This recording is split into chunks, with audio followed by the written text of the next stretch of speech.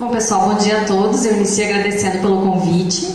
É sempre bom participar e sempre tem discussões muito interessantes. É bem gratificante para a gente poder trocar informações assim e contribuir para a compreensão das matérias e para a discussão dessas questões tão importantes. Eu vou começar falando, o nosso tema seria direito adquirido e perdas dos servidores públicos, dos docentes nos últimos anos. Nós dividimos em duas partes.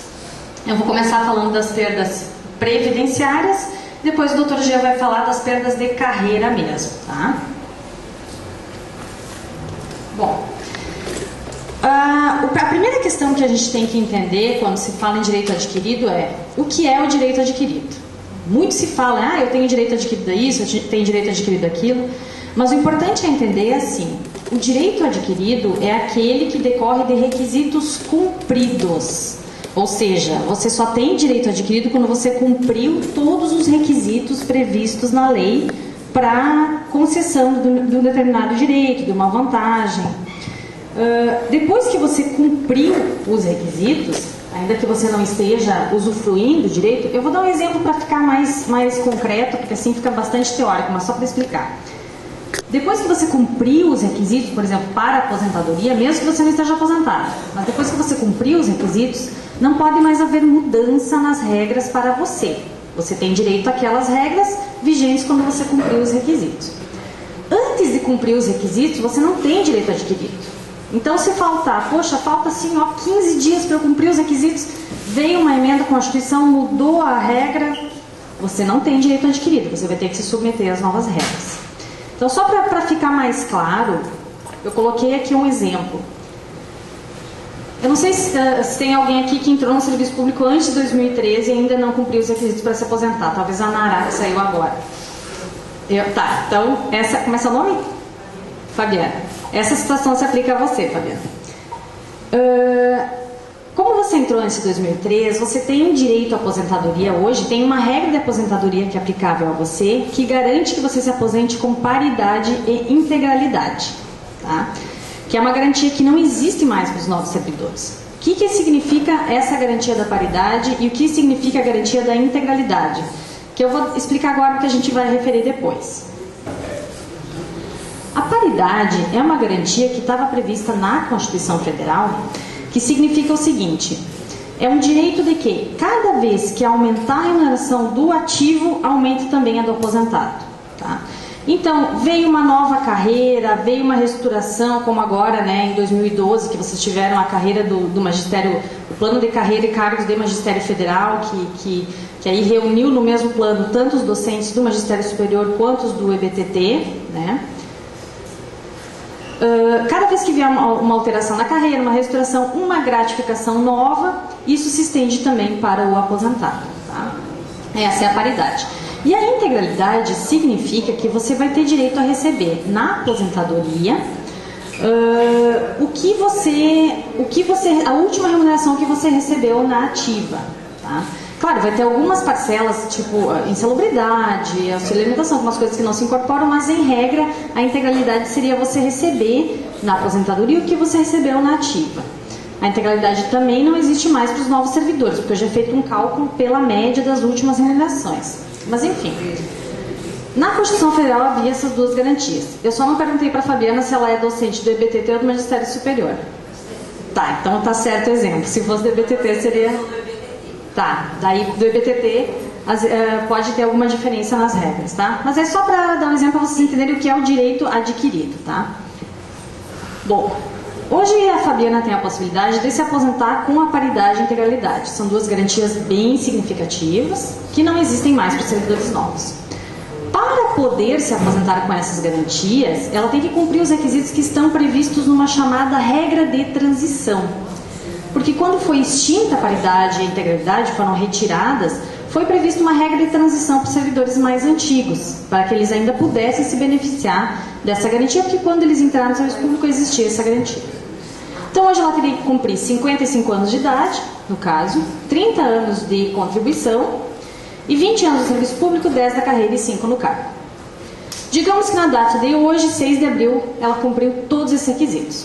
Ela tem direito a adquirir e se aposentar. Mas talvez ela não queira se se aposentar, ela queria continuar trabalhando mais um tempo, ganhando abono de permanência. E amanhã, 7 de abril, vem uma emenda à Constituição que muda as regras. Passa a exigir, ao invés de 55, 62 anos, ou passa a exigir... Ela não será afetada por essas novas regras, porque ela cumpriu os requisitos para se aposentar, embora ele não tenha se aposentado. Isso vale também para quem já se aposentou. A pessoa que já se aposentou, cumpriu os requisitos, tem o direito adquirido. Mudam as regras, se exige mais idade, essas pessoas não serão afetadas. Mas vamos dizer que a Fabiana cumpriu os 30 anos de contribuição, 20 anos no cargo, só que ela tem 54 anos. E ela vai fazer 55 na segunda-feira. Na segunda-feira. Porém, amanhã, sábado, vem a reforma da Previdência, é publicada uma norma e muda o requisito de idade. E de 55 vai para 60, 62. Infelizmente, ela vai ser atingida pela nova regra. Ela não tem direito adquirido. Embora falte 2 dias para ela fazer aniversário, para ela cumprir os requisitos, ela não tem direito adquirido. Tá? Essa é uma situação que causa muito descontentamento e com justiça, né, com justificativa, porque atinge-se, muitos servidores às vezes estão muito perto de atingir as regras de aposentadoria e são afetados quando há mudança. É por isso que cada mudança previdenciária prevê regras de transição, que eles chamam, né? Que são umas regrinhas assim, que ainda permitem as garantias antigas, mas com um pouquinho mais de exigências para ainda assegurar aquelas pessoas lá o direito de se aposentar nas condições anteriores, mas ainda assim as pessoas são prejudicadas. Tá? Então é só isso que eu queria esclarecer para vocês. O que nós temos, o que os docentes hoje têm como direito adquirido? Tem direito adquirido aqueles docentes que se aposentaram, tanto do BTT quanto da Magistério Superior. Tem direito adquiridos a docentes que hoje já cumpriram os requisitos para se aposentar e seguem trabalhando, embora não tenham se aposentado, né? Seguem cumprindo os requisitos, embora não tenham se aposentado, e seguem trabalhando. Os demais não têm direito adquirido. Os demais podem sofrer qualquer alteração que venha a ocorrer através de emenda constitucional, na Constituição Federal. Tá?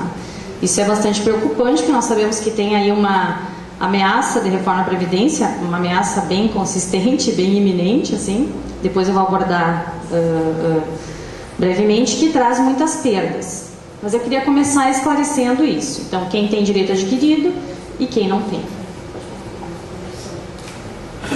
Quando a gente vai falar das perdas sofridas pelos servidores em geral, tá? No decorrer do tempo, a gente observa assim, que desde a Constituição Federal de 88, com todas as emendas posteriores, o que tem ocorrido é só perda de direitos. Não dá para dizer, olha, criaram um direito, olha, melhoraram a situação. Não. Isso não aconteceu, em nenhuma oportunidade. As sucessivas emendas só retiraram direitos. A primeira delas foi a emenda 20 de 98, que não foi a pior, mas que já veio trazendo algumas perdas. Como, por exemplo, deixou de haver aposentadoria especial para docentes do ensino superior, que antes existia. Então, esse já foi um direito que foi retirado lá em 1998, que estava previsto na Constituição Federal de 88, mas 10 anos depois já caiu esse direito. A emenda 20, ela trouxe uma outra questão que depois se atribuiu, as pessoas falam muito dessa questão da previdência complementar, né? Que foi a emenda que isso só veio em 2003, com a emenda 41. Mas a verdade é que lá em 98 já existia essa previsão. E essa é uma previsão muito ruim para os servidores, a questão do regime de previdência complementar. Por quê? Porque permite que o serviço público pague aposentadorias só até o teto do regime geral de previdência social. Né? Então, a partir da instituição do regime de previdência complementar, que para os servidores do Executivo, para vocês, aconteceu em 2013, quem entrou depois disso só vai receber a aposentadoria até o teto do regime geral. Né? Se quiser receber acima disso, vai ter que se filiar no FUNPRESP, que é uma filiação facultativa, se filia no FUNPRESP, contribui para o FUNPRESP, etc. e tal, que é um fundo complementar, que não tem paridade de integralidade, nada disso, né?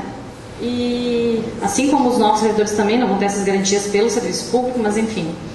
Então, essa previdência complementar, essa previsão de previdência complementar, com essa limitação obrigatória dos proventos ao teto do regime geral, foi uma perda bastante significativa, já delineada lá em 98, embora implementada só depois.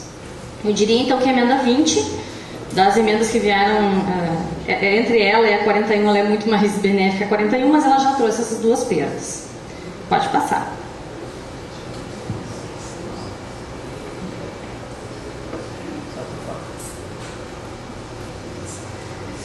veio a emenda 41, que essa sim representou um golpe muito grande para os servidores públicos em geral, né? Que trouxe a quebra das garantias que tinham sido asseguradas pela Constituição Federal, que assegurava uma dignidade para o servidor aposentado. E a gente sabe que os servidores que estão aqui hoje, que são aposentados, eles ainda têm essa garantia, né? Então, eles têm a paridade. Quem está aqui hoje é aposentado sabe que tem essas garantias. Então, essa paridade significa o quê? Mudou a carreira, como eu expliquei antes, né? Criou uma gratificação, eles vão ter esse reflexo. Já para os servidores novos não vai existir essa paridade, ou seja, eles vão ter reajuste só pelo índice do regime geral de previdência social. Uma vez por ano tem lá o reajuste no patamar fixo, mas não se beneficiam de carreira, de gratificações que são desvinculadas da remuneração dos ativos, tá?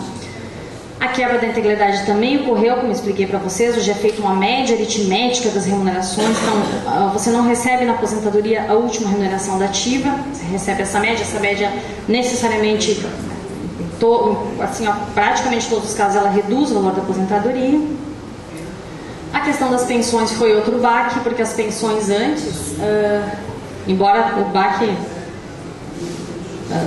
maior, hoje a proposta da reforma da Previdência preveja uma situação ainda pior, mas na época foi um baque, porque o valor da pensão ele equivalia ao valor total do que o falecido, que o instituidor da pensão recebia. Hoje não, é o valor total até o teto do regime geral e 70% do que ultrapassar, tá? Então já houve ali uma limitação nas pensões em 2003, e a contribuição dos aposentados, que não existia antes e foi trazida em 2003.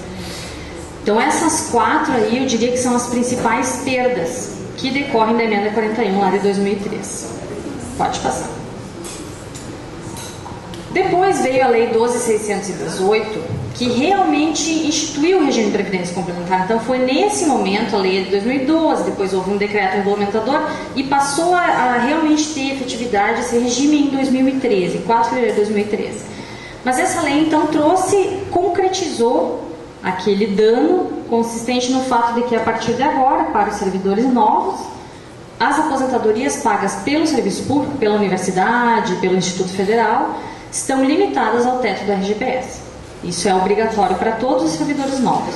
Os antigos que puderem optar, que quiserem optar pela inclusão do novo regime, podem optar, o que não é aconselhável, né, para o novo regime, mas enfim, podem optar, mas não podem ser obrigatoriamente incluídos. Então a lei 12.618 concretizou esse dano que já tinha sido previsto na emenda 20. Pode passar.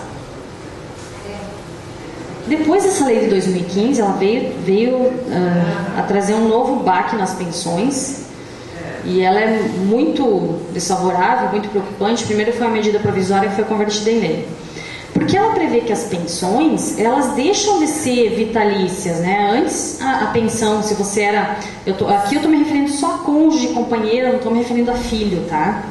A regra para os filhos é diferente.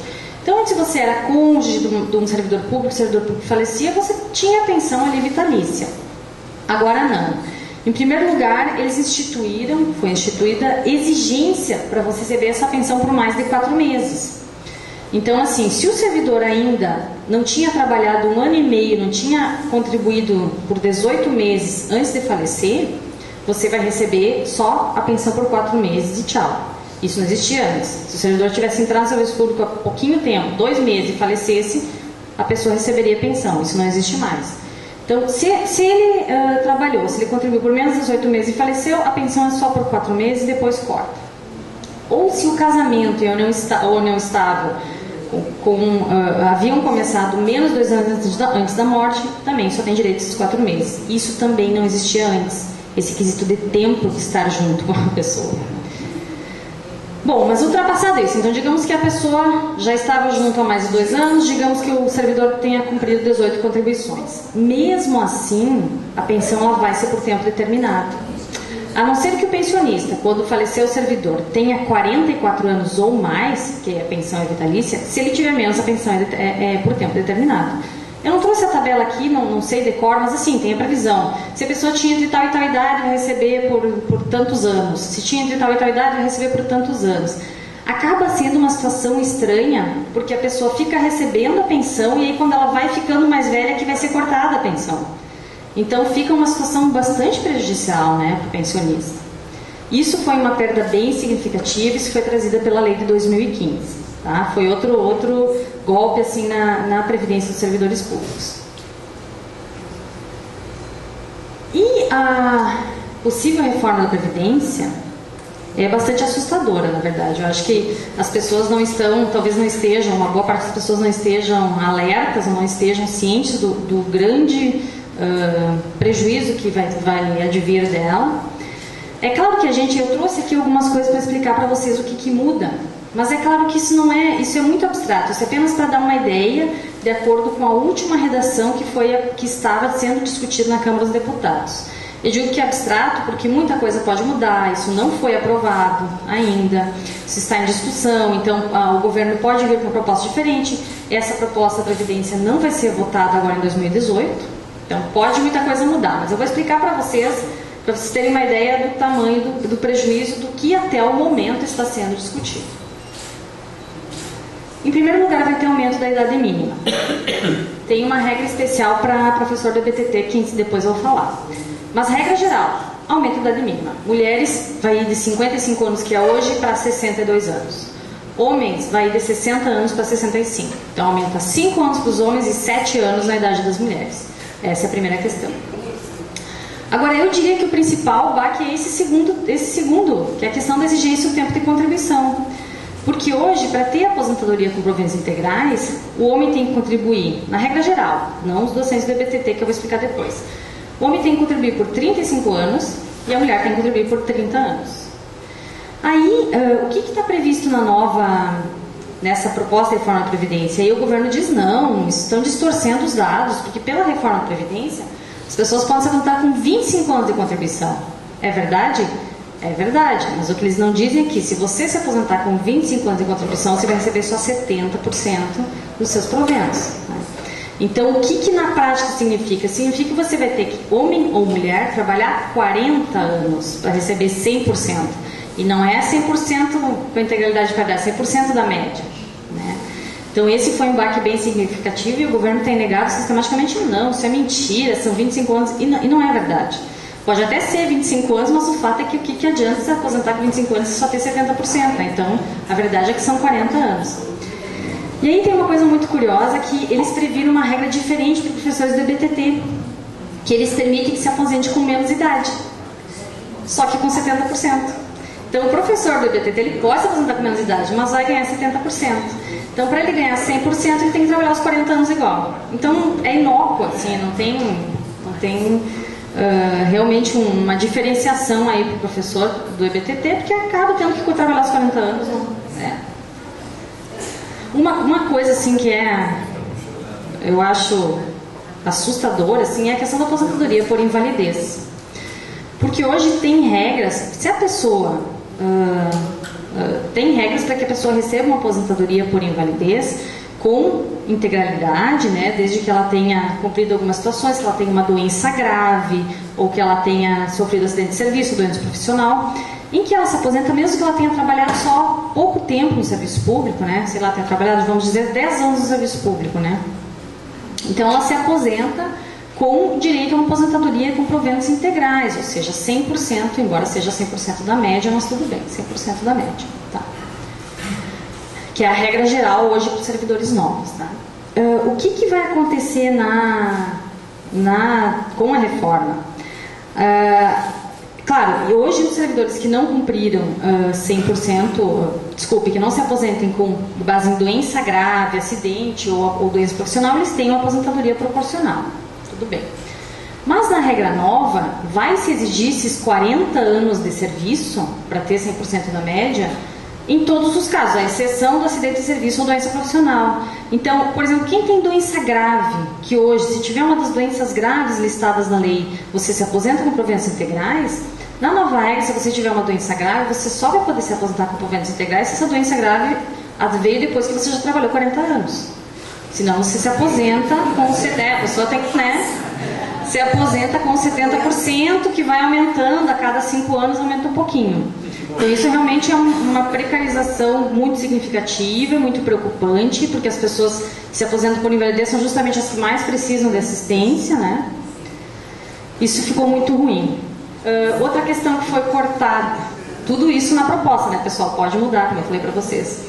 Proibição de acumular pensão por morte e aposentadoria, que hoje existe, né? Então, no caso de um casal, se falecer um dos cônjuges, um dos companheiros, o que sobrevive recebe a pensão mais a remuneração que ele recebe por ele ser servidor público, caso sejam os dois servidores públicos.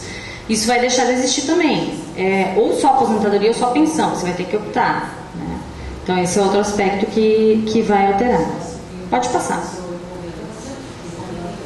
A pensão por morte, outra questão aí, ela vai sofrer uma redução mais significativa, porque a partir de agora, essa pensão, hoje, ela como eu disse, 100% até o teto do RGBS e 70% do que ultrapassar. Na nova regra, ela vai ser só até o teto do RGBS, é claro, e ela vai ser só 60% do que o servidor recebia se for só para um dependente. Se for só, digamos, o cônjuge, o companheiro. Se tiver um filho, aumenta mais 10%, 70%. Se tiver 2 filhos, aumenta para 80%. Mas há aí uma redução muito significativa na pensão, né? Então ela já parte de um patamar bem mais baixo, mais uma vez precarizando a situação daqueles que já estão numa situação de dificuldade, né? de fragilidade, que são os pensionistas. Aí, dando o exemplo, utilizando o caso da Fabiana novamente, a Fabiana hoje que não cumpriu os requisitos, o que vai acontecer contigo, Fabiana, se não cumprir os requisitos, se for aprovada a nova emenda? Tu até vai poder se aposentar com paridade e integralidade. Vai, mas aí tu vai ter que cumprir 62 anos de idade e tu vai ter que cumprir não só os 30 anos de contribuição, mas 30 anos mais 30% do que faltar quando vier a nova emenda. Então, é mantida a possibilidade de paridade e integralidade, mas a pessoa vai acabar meio que se enquadrando nas novas regras quanto à questão da idade. E o tempo vai ter que trabalhar bem mais do que os 30 anos também, 30% a mais do que faltar quando for publicada a emenda. Acho que esse era o último slide, né? Bom, pessoal, então, o que eu tinha preparado para falar para vocês seria mais ou menos isso. Só notícia ruim, infelizmente. Mas é o que tem nos sido proporcionado desde a Constituição Federal de 88, né? Infelizmente, de lá para cá foi só retirada de direitos, não houve acréscimo de nenhum direito. E o que vem acontecendo, o movimento tem sido cada vez mais um nivelamento por baixo, ou seja, nivelar o regime próprio dos servidores com o regime geral da Previdência Social, mas para baixo, né? Para precarizar para todo mundo, para piorar para quem já é do regime geral, piorar ainda mais para os servidores. E o que a gente tem, então, como eu disse para vocês, o direito adquirido nesse contexto, ele é algo relativo no sentido de que poucos são os que estão, ou como é que eu vou falando melhor, quem tem direito, o direito adquirido ele é bastante restrito, não é que poucos os que estão abrangidos, não é isso, mas ele é bastante restrito, é aquilo que eu falei para vocês, é quem cumpriu os requisitos. Então, quem não cumpriu, quem falta 2 dias para completar quando vier a alteração previdenciária, a gente chama só de expectativa de direito, pode ser atingido. Tá? Então, os direitos adquiridos, em tese, existe uma previsão de que os direitos já realmente adquiridos sejam preservados, que é o direito de quem já se aposentou, de quem já cumpriu os requisitos, mas todos os demais ficam sujeitos a essas perdas que virão e dá para dizer mais, porque mesmo quem já tem o direito adquirido, digamos quem já é aposentado, ele não vai sofrer os efeitos, mas o pensionista dele vai. Né? Então, o direito adquirido é da pessoa mesmo, o pensionista já vai sofrer o efeito da reforma que vai ser ruim. Né? Então, o panorama é esse, é preocupante, exige debate, exige mobilização. E o que a gente tem visto é uma precarização de direitos, né? Existe uma garantia formal de respeito ao direito adquirido, mas na prática tem ocorrido uma precarização de quem não tem o direito adquirido ou mesmo de quem tem em relação aos seus sucessores, aos pensionistas, e isso é bastante preocupante. Né? Quanto à previdência, é isso que eu teria a falar, eu vou passar para o meu colega, então, Jean.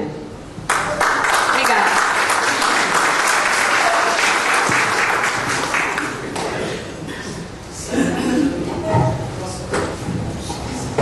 Bom dia, pessoal. É um prazer ter recebido esse convite das entidades para estar aqui. Chama muita atenção, inclusive, o título do seminário, né? Servidor público, um peso para a sociedade, porque a gente vê que é uma categoria que, inclusive, há tempos atrás já foi taxada de marajás, e a gente vai ver que não é bem assim, né? Que com o passar do tempo, desde que a legislação foi evoluindo, o que a gente viu foi isso que a doutora Luciana colocou, perda de direitos. Né? Até destaquei uma frase dela da explanação de que desde a Constituição Federal o servidor público só perdeu direitos, e isso é uma realidade. Eu vou tratar especificamente da questão de perda de direitos dentro do RJU, dentro do regime jurídico, como dentro das carreiras docentes, né? Tanto do magistério superior quanto a do EBTT. No RJU, a gente pode elencar algumas dessas perdas, e a primeira delas já vem na questão dos anuênios, né? O adicional do tempo de serviço. Quando veio o RJU em 1990, os anuênios eram previstos como devidos em 1% do vencimento básico para cada ano de exercício. Em 97 já veio uma modificação nisso, né, que deixou de ser devido na razão de 1% para cada ano, para passar a 5% para cada quinquênio, para cada 5 anos de exercício. Na realidade, esses 5 anos sequer puderam ser completados, né, porque logo a seguir a questão dos anuênios deixou de existir, garantindo apenas as situações já consolidadas até 8 de março de 1999. Tá? Então, a pessoa que até 99 adquiriu o direito a anuênios, ela vai ter lá no seu contra-cheque vencimento básico, anuênios com um percentual equivalente ao tempo de serviço que ela tinha em 99. Depois disso, o pessoal que entrou depois, ou mesmo o tempo de serviço que foi completado após, não vira anuênios, né? Então, esse já foi uma perda que o servidor público teve. Tem também a questão da licença-prêmio por assiduidade, né? Essa licença-prêmio ela era prevista no RJU, originariamente, que a cada quinquênio de efetivo exercício ininterrupto, o servidor público, tanto dos técnicos administrativos quanto dos docentes, faziam jus a uma licença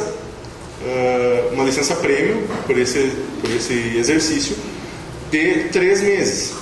Né? Esse direito também deixou de existir lá em 1996, em outubro de 1996, quando a licença prêmio por assiduidade se transformou em licença para capacitação. Né? Hoje, essa licença ela é prevista somente para o servidor que for realizar um curso de capacitação. Né? Então, a cada quinquênio de exercício, o servidor pode ser afastado por até 3 meses para realizar o curso. Não é mais a licença prêmio, não é mais uma forma de recompensar o servidor pelo exercício da atividade pública. Também temos, e daí também até interfere nessa questão da Previdência, a vantagem do artigo 192 do RJU, né?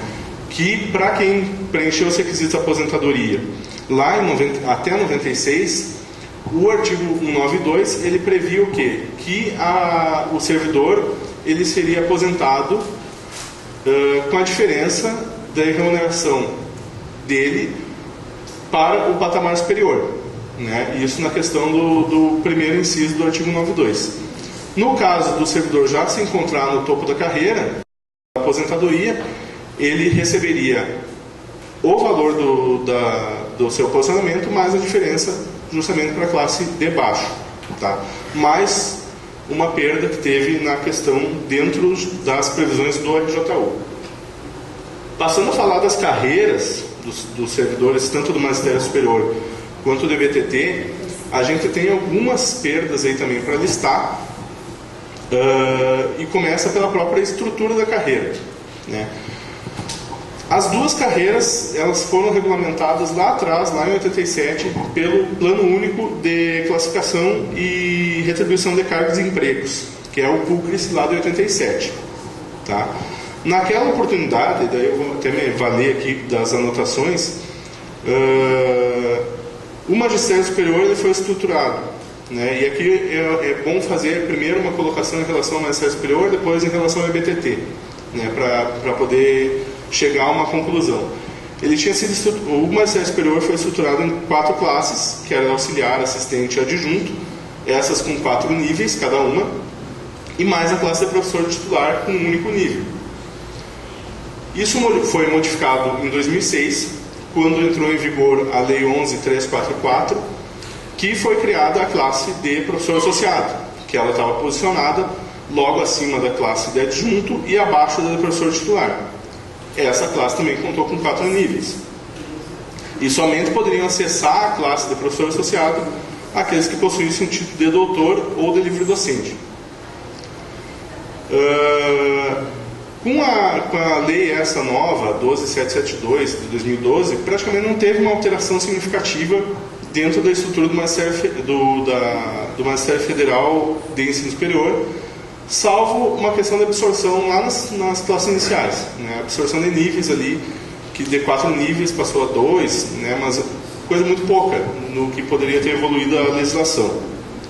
Já no que se refere ao magistério de primeiro e segundo graus, que após agora virou o EBTT, o PUCRIS previa 6 classes, da A até a classe E, todas com 4 níveis, e mais a de professor titular, também com nível único. Essa estrutura foi mantida em 2006, modificando apenas a nomenclatura de professor titular, que passou a ser classe especial, mantendo o nível único. Em 2008, embora as classes A e B, que são as iniciais, né, e o nível 1 da classe C tenham sido todas condensadas numa nova classe que era D1, as classes D, E e especial passaram a ser as classes D2, D3, D4. Mas foi criada uma classe acima, que é a classe D5.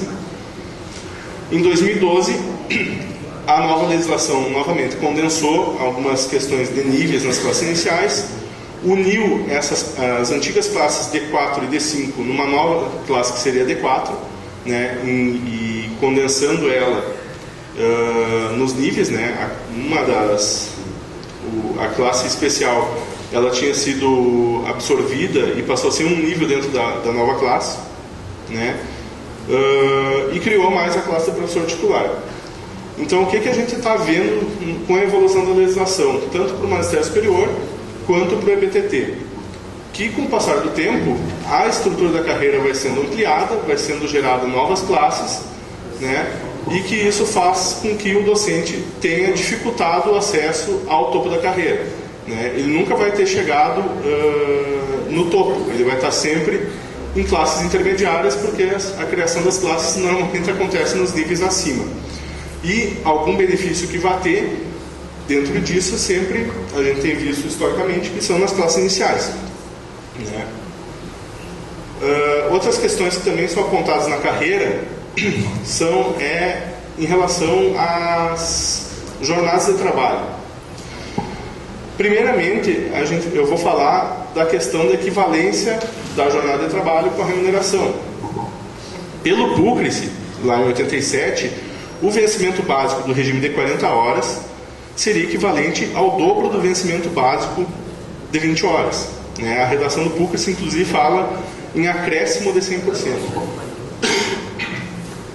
Essa regra, em 2006 e em 2008, embora não exista mais a previsão de que fosse o dobro, fosse um acréscimo de 100%, ela ainda foi obedecida pelas tabelas remuneratórias.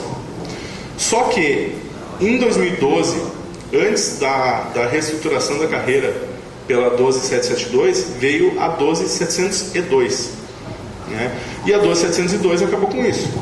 Se a gente for olhar a tabela de remuneração, o valor do vencimento básico do regime de 40 horas, não 40 horas com DR, de 40 horas, deixou de ser o dobro do de 20 horas. Num primeiro momento, lá em 2012 ainda, em março de 2012, essa variação passou a ser em torno de 38% a 51%.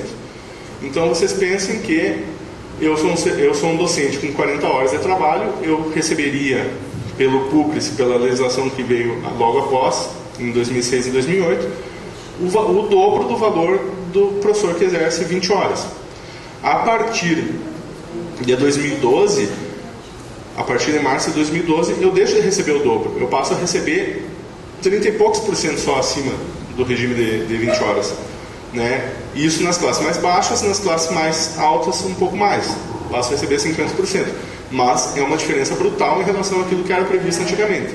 uma perda bastante significativa que o docente teve. Com a nova lei, a 12.772, esses percentuais foram um pouquinho modificados, né, nas questões, mas eles foram aproximados. Hoje, o que se tem é que a diferença do vencimento básico de 40 horas para o vencimento básico de 20 horas gira em torno de 39% a 42%, 43%. Né? Muito baixo para aquilo que o servidor exerce, que é o dobro da carga horária, porém com um acréscimo de remuneração bastante inferior à questão que vinha sendo proposta desde 87. Então a gente chega a uma conclusão, né, praticamente uma operação matemática, que 40 horas não é o dobro de 20. Né? Essa mais uma das perdas que o servidor público teve. Dentro ainda do regime de trabalho, existe a questão da retribuição pela dedicação exclusiva. Lá em 87, a dedicação exclusiva foi prevista como um acréscimo ao vencimento básico do servidor com 40 horas. Né? Dedicação exclusiva, a gente sabe, o professor não pode exercer nenhuma outra atividade fora, tem que ter os projetos de pesquisa e extensão. Existem só, desde 87, existem poucas exceções a atividades que o professor pode exercer fora da instituição. Né? E esse percentual lá, inicialmente, foi previsto em 50% de acréscimo para o magistério superior e 30% de acréscimo para a antiga carreira de primeiro e segundo graus. Isso depois, esse valor de acréscimo ele passou a ser alterado. Em 2006, nessa legislação, ele previu um acréscimo de 55%. Né? Então, se o professor de 40 horas estava recebendo um determinado valor e eu tenho a dedicação exclusiva, eu devo receber um acréscimo no meu vencimento básico de 55% daquilo que o servidor de 40 horas tinha. Com a Lei 11.784 de 2008, essa regra de percentual deixou de existir expressamente, passando a ADE a constar na tabela remuneratória. Então a gente vai olhar a tabela remuneratória que está anexa à legislação, ou lá no site do servidor que tem as tabelas de remuneração, e vai ter o valor do vencimento básico de 20 horas, o valor do vencimento básico de 40 horas, o valor do vencimento básico de dedicação exclusiva. Num primeiro momento, porém, essas tabelas, para ambas as carreiras, elas respeitaram esse acréscimo de 55%. Num primeiro momento. Isso, em 2012, com a 12.702, deixou de existir. Então, o docente com dedicação exclusiva, em qualquer das carreiras, também deixou de receber esse adicional. Naquele momento, lá em 2012, o acréscimo passou a girar de 55%, em torno de 30% a 53%, né, dependendo do posicionamento da carreira.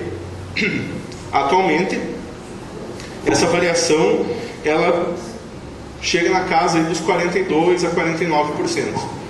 Então a gente vê, dentro dessa questão da jornada de trabalho, do regime de trabalho do servidor docente, que ele teve perdas. Perdas inicialmente em relação ao regime de 40 horas, que deixou de ser o dobro da jornada, do vencimento básico da jornada de 20, e o servidor com dedicação exclusiva, ele já não tem mais aquele acréscimo de 55%. A gente vê que hoje o acréscimo dele já é bem mais baixo, já é algo em torno de 42%, 45%, 49%, dependendo, obviamente, do posicionamento da carreira. Outra questão que também afeta a remuneração do servidor, que deixou de existir, deixou de ser contemplada pela legislação, são as questões de gratificações. A gente sabe que, ao longo do tempo, os docentes eles receberam algumas gratificações. O magistério superior, por exemplo, recebia a GED, recebia a GTMS, né? No EBTT recebia a GEAD, que eram gratificações que complementavam ali a questão da remuneração. Era o vencimento básico, acrescido de outras rubricas. Ambas as categorias, num primeiro momento, mais atrás, em 2009, o EBTT, ainda em julho de 2008, e o magistério superior, em fevereiro de 2009, deixaram de receber a GAI. Né? Já teve a previsão de supressão da GAI. Que, embora a legislação ela previsse que a GAI seria incorporada ao vencimento básico, a gente, olhando a tabela remuneratória, a gente sabe que ela não chegou a ser efetivamente incorporada na integralidade. Ela deveria ter sido integrada, mas não foi, né? O valor do vencimento básico, se a gente pegar e somar o vencimento básico à GAI, não chegou a ser o valor do vencimento básico previsto na nova lei. E o último impacto também aconteceu em 2012, né, pela Lei 12.702, que foi uma lei muito prejudicial para o servidor docente, que ela extinguiu também as GEMAS do Magistério Superior e a GED-BT do EBTT. Tá? Essas gratificações compunham a remuneração, né, já passado o tempo da criação da retribuição por titulação, mas também, embora a legislação, essa de 2012, previsse que esses valores seriam incorporados, né, de fato não foram na integralidade. Eles passaram a compor lá o vencimento básico, mas o novo vencimento básico não equivale ao somatório dos vencimentos básicos anteriores. Então, o que a gente vê? A gente vê um mascaramento daquilo que a gente tem como um reajustamento do valor do vencimento para o servidor por conta dessas questões. A gente mascara que é um acréscimo, mas a gente está excluindo uma rubrica, né? O acréscimo deveria ocorrer, não ocorreu, porque essa incorporação não foi feita da forma adequada. Um outro ponto também que foi prejudicial para o servidor é na questão das progressões funcionais, mais até especificamente em relação ao EBTT nesse caso. Por quê?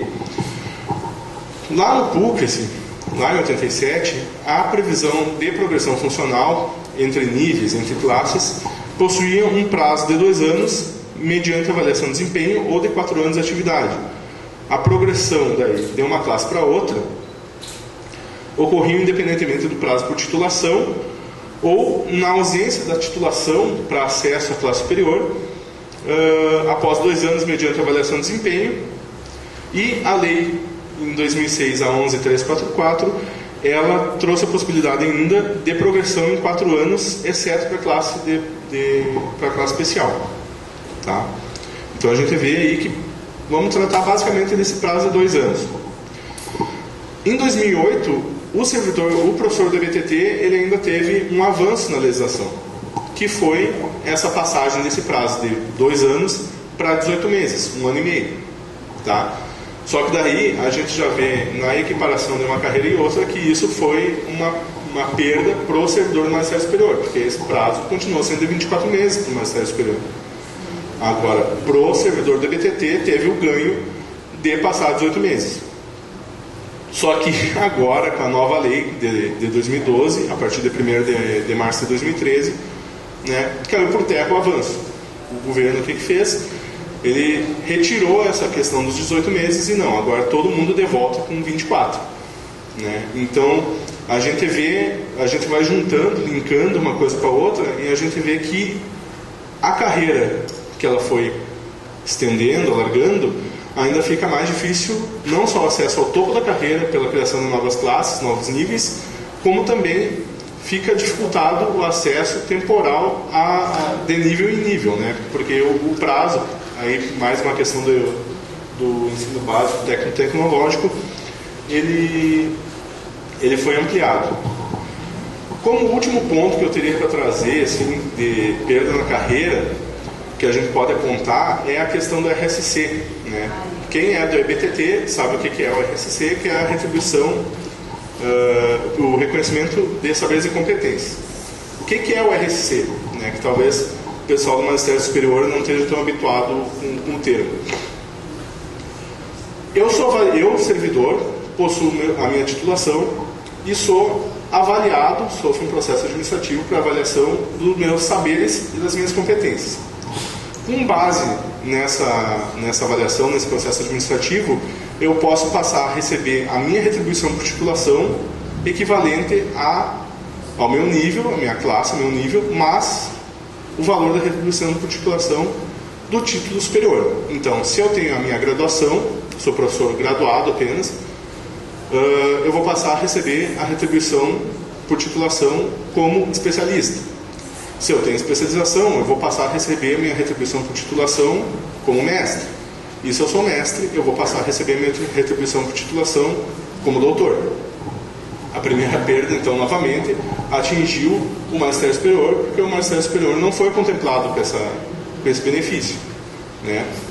Só que, de outro lado, o EBTT, o professor do EBTT, os aposentados, também foram prejudicados, porque esse benefício não foi estendido para o aposentado. Se eu estou na ativa e fiz jus, recebi a retribuição por titulação, adquiri o meu RSC, ele vai passar a integrar o valor dos proventos da aposentadoria ou até mesmo a média. Porém, se eu já estou aposentado, se eu me aposentei, essa lei passou a vigorar, passou a valer em 1º de março de 2013, tá? Então, se eu me aposentei dia 27 de fevereiro, dia 28 de fevereiro de 2013, eu não vou ter direito à incorporação da SRC, eu não vou ter reconhecidos os meus saberes e competências. É a mesma situação que a Luciana tinha dito antes, né, da questão, se eu completo os requisitos segunda-feira e amanhã vem a emenda constitucional, eu não vou poder me aposentar, porque eu não preenchi os requisitos. A situação é bastante semelhante. E a gente sabe, né, que era um benefício, o servidor com paridade deveria ter direito a isso, porque foi uma criação que teve, só que a administração pública, a legislação não contemplou o servidor aposentado. Então, o que a gente vê? Num resumo, num apanhado geral, tanto da questão da palestra da doutora Luciana, quanto dessas questões de perdas na RJU e na carreira docente. Que com o passar do tempo, se um dia o servidor público foi taxado de Marajá, a gente vê que não é bem assim, né? Porque com o passar do tempo, a quantidade de perdas de carreira, de plano de carreira, a gente ouve falar muito na questão de plano de carreira, o servidor perdeu muito em relação a isso, porque ele não consegue acessar o nível final, porque o valor da jornada de trabalho que ele deveria receber não condiz com a jornada de trabalho que ele exerce, porque essas questões das 20 horas, 40 horas, dedicação exclusiva, que era prevista de uma forma, agora a regra foi alterada, né? E também tem os reflexos da aposentadoria. A doutora Luciana falou muito bem sobre as alterações, mas o que a gente vê é uma aproximação muito com o que tem no INSS, né? E todos os problemas que a gente enfrenta, possivelmente vocês com familiares, amigos, em relação ao INSS, a gente vai passar a enfrentar também em relação ao servidor público. Questão da limitação ao teto, revisão de tetos, questão da...